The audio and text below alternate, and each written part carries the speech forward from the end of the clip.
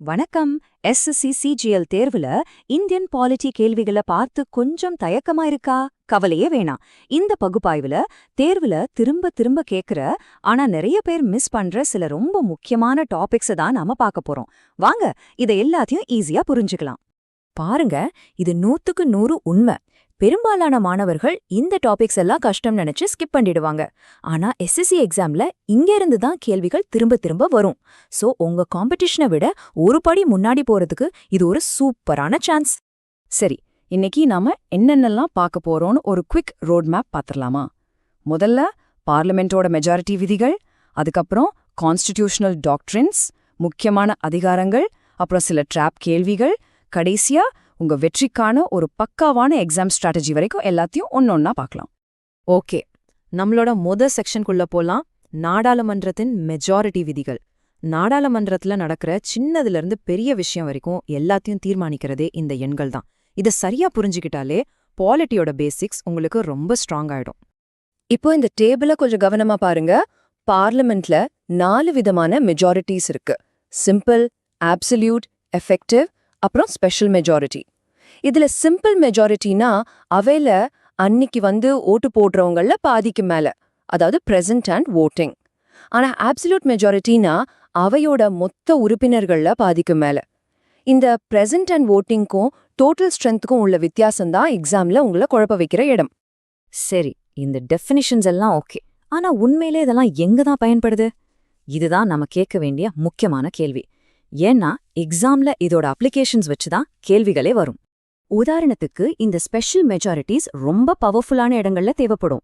ஒரு அரசியலமைப்பு சட்ட திருத்தம், அதாவது கான்ஸ்டிடியூஷனல் அமெண்ட்மெண்ட் கொண்டு வரணும்னா, இல்ல ஒரு துணை ஜனாதிபதிய பதவியிலிருந்து நீக்கணும்னா, ஏன் சபாநாயகரை நீக்கணும்னா கூட இந்த ஸ்பெஷல் மெஜாரிட்டி இருந்தாதான் முடியும். சோ ஒவ்வொரு முக்கியமான விஷயத்துக்கும் ஒவ்வொரு மெஜாரிட்டி. அதனால இது எக்ஸாம்க்கு ஒரு ஹாட் டாபிக். அடுத்து நாம பார்க்க போறது அரசியலமைப்போட எழுதப்படாத விதிகள்.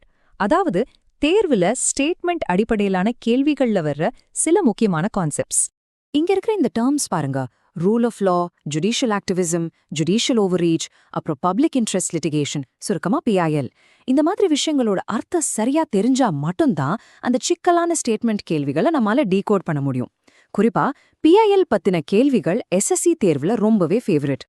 அடுத்தது கான்ஸ்டிடியூஷனல் டாக்ட்ரைன்ஸ், அதாவது நீதிமன்றம் அரசியலமைப்பு சட்டத்தை எப்படி புரிஞ்சுக்கணும், எப்படி விளக்கணுங்கிறதுக்கான வழிகாட்டுதல்கள். இதுல doctrine of eclipse, doctrine of செவரபிலிட்டின்னு நிறைய இருக்கு. நம்மள பல பேர் இதை படிக்காம விட்டுடுவோம். ஆனா SSCக்கு இது ரொம்ப பிடிச்ச மேட்ச் த ஃபாலோவிங் டைப் கேள்வி. சோ இதை மிஸ் பண்ணிடாதீங்க. இப்போ நாம ஒரு ரொம்பவே இன்ட்ரெஸ்டிங்கான ஏரியாக்குள்ள வந்திருக்கோம். பார்லிமெண்ட்குள்ள என்னென்ன அதிகாரங்கள், என்னென்ன நடைமுறைகள் பயன்படுத்தப்படுதுங்கிறத பத்தி பார்க்கலாம். இது கொஞ்சம் டைனமிக்கான டாபிக். இதெல்லாம் வெரி SSC ஃப்ரெண்ட்லி டாபிக்ஸ்னு சொல்லலாம். Question hour, 0R, adjournment motion, no conference மோஷன்னு இதுல இருக்கிற ஒவ்வொன்றுமே அரசாங்கத்தை கேள்வி கேட்க பயன்படுற டூல்ஸ். உதாரணத்துக்கு, இந்த நோ கான்ஃபரன்ஸ் மோஷன் மூலமா ஒரு அரசாங்கத்தையே வீட்டுக்கு அனுப்ப முடியும். அந்த அளவுக்கு பவர்ஃபுல்லானது. ஆர்டினன்ஸ் மேக்கிங் பவர், அதாவது அவசர சட்டம் இயற்றும் அதிகாரம். பார்லிமெண்ட் செஷன்ல இல்லாதப்போ ஜனாதிபதி ஆர்டிகல் 123 யூஸ் பண்ணியும் கவர்னர் ஆர்டிகல் 213 யூஸ் பண்ணியும் சட்டம் கொண்டு வரலாம். இந்த 2 ஆர்டிகல் நம்பர்ஸையும் கண்டிப்பா ஞாபகம் வச்சுக்கோங்க.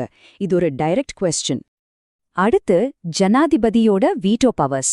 நம்ம இந்திய ஜனாதிபதிக்கு 3 முக்கியமான வீட்டோ பவர்ஸ் இருக்கு: ஆப்சல்யூட், சஸ்பென்சிவ், அப்புறம் பாக்கெட் வீட்டோ. சிம்பிளா சொன்னோனா, ஆப்சல்யூட் வீட்டோனா ஒரு மசோதாவை மொத்தமா நிராகரிக்கிறது. சஸ்பென்சிவ் வீட்டோனா மறுபரிசீலனைக்கு திருப்பி அனுப்புறது. பாக்கெட் வீட்டோனா அந்த மசோதா மேல எந்த முடிவும் எடுக்காம அதை அப்படியே கிடப்புல போடுறது. இந்த வித்தியாசங்கள் தான் தேர்வுல கேள்வியா வரும். சரி, அடுத்ததா ஒரு முக்கியமான இன்சைடர் டிப். இது நிறைய பேர் செய்யற ஒரு பொதுவான தப்பு தவிர்க்க உங்களுக்கு ரொம்ப ஹெல்ப் பண்ணும். எந்த பதவிகள் கான்ஸ்டிடியூஷனல், எந்த பதவிகள் கான்ஸ்டிடியூஷனல் இல்லைன்னு தெரிஞ்சுக்கிறது தான் அது. இங்க பாருங்க, solicitor general, chief whip, leader of ஆப்போசிஷன்னு சில முக்கியமான பதவிகள் இருக்கு. தேர்வுல இந்த பதவிகளை பத்தியெல்லாம் உங்களுக்கு தெரிஞ்சிருக்கணும்னு எதிர்பார்ப்பாங்க. இப்போ உங்களுக்கு ஒரு கேள்வி: இந்த பதவிகள் எல்லாமே அரசியலமைப்பு பதவிகளா, அதாவது கான்ஸ்டிடியூஷனல் போஸ்ட்ஸா? ஒரு நிமிஷம் யோசிச்சு பாருங்க. பதில் இல்லை. இதுதான் SSC வைக்கிற ஒரு கிளாசிக் டிராப் கொஸ்டின். இந்த பதவிகள் எல்லாமே சட்டப்படியான பதவிகளை தவிர அரசியலமைப்பு சட்டத்துல சொல்லப்பட்ட பதவிகள் கிடையாது. இந்த ஒரு சின்ன வித்தியாசத்தை நீங்க புரிஞ்சுகிட்டாலே தேவையில்லாத மார்க்ஸை இழக்காம ஈஸியா ஸ்கோர் பண்ணலாம். வாங்க அடுத்ததா நம்ம அரசியலமைப்போட பெரிய விஷயங்கள பத்தி பார்க்கலாம். அதாவது தேர்தல் தொகுதிகளோட எல்லைகளும் சரி அரசாங்கங்களும் சரி எப்படி உருவாக்கப்படுதுன்னு தெரிஞ்சுக்கலாம். டிலிமிட்டேஷன் கமிஷன், அதாவது தொகுதி மறுவரையறை ஆணையம், இது ஒரு சுதந்திரமான அமைப்பு. ஒவ்வொரு சென்சஸ்க்கு அப்புறமும் லோக்சபா மற்றும் சட்டமன்ற தொகுதிகளோட எல்லைகளை மாற்றி வரையறதுதான் இவங்களோட வேலை. இது எஸ்எஸ்சி திரும்ப திரும்ப கேக்குற ஒரு டாபிக். இந்த வார்த்தைகளையெல்லாம் பாருங்க. ஹங் பார்லிமெண்ட், ஃப்ளோர் டெஸ்ட், கோஅலிஷன் கவர்மெண்ட். அரசாங்கம் எப்படி அமையறது, எப்படி கவிழுதுங்கிற கான்செப்ட் அடிப்படையிலான கேள்விகளை புரிஞ்சுக்க இந்த வார்த்தைகள் ரொம்ப ரொம்ப அவசியம். இப்போ நாம இந்த பகுப்பாய்வோட கடைசி மற்றும் மிக முக்கியமான பகுதிக்கு வந்திருக்கோம். உங்களுக்கான வெற்றி உத்தி. பாலிட்டி பகுதியில கிட்டத்தட்ட 80% மார்க்ஸ் வாங்குறதுக்கு நம்ம சோர்ஸ் சொல்ற ஒரு ஆனஸ்ட் ஸ்ட்ராட்டஜி அட்வைஸ் என்னன்னு இப்ப பார்க்கலாம். இதுதான் அந்த கோர் ஸ்ட்ராட்டஜி. பாலிட்டில எல்லாத்தையும் படிக்காம முந்தைய ஆண்டு வினாத்தாள்கள், அதாவது PYQs, முக்கியமான ஆர்டிகிள்ஸ் மற்றும் அமெண்ட்மெண்ட்ஸ், நாடாளுமன்ற நடைமுறைகள், அரசியலமைப்பு கோட்பாடுகள், கடைசியா கான்ஸ்டிடியூஷனல் வர்சஸ் நான் கான்ஸ்டிடியூஷனல் பதவிகள், இந்த 5 விஷயத்துல மட்டும் முழுசா கவனம் செலுத்துங்க. வெற்றிக்கு இதுதான் ஸ்மார்ட்டான வழி. இந்த ஒரு நம்பர் போதும் நாம இவ்ளோ நேரம் பேசின ஸ்ட்ராட்டஜியோட பவரை புரிஞ்சுக்க. பாலிட்டியில வர்ற கேள்விகள்ல 80% இந்த குறிப்பிட்ட டாபிக்ஸ்ல இருந்து தான் வருது. சோ ஹார்ட் ஒர்க்கை விட ஸ்மார்ட் ஒர்க் தான் இங்க முக்கியம். இப்போ இந்த ஆட்டத்தோட விதிகள் உங்களுக்கு தெரியும். இது கத்துக்கிட்டதுக்கு அப்புறம் இனிமே நீங்க நியூஸ் சேனல்ல ஒரு விவாதத்தையோ இல்ல செய்தியையோ பார்க்கும்போது அது உங்களுக்கு வேற மாதிரி புரியும் இல்லையா? எக்ஸாமை தாண்டி இத பத்தி யோசிச்சு பாருங்க. இது உங்களை தொடர்ந்து கத்துக்க வைக்கும்.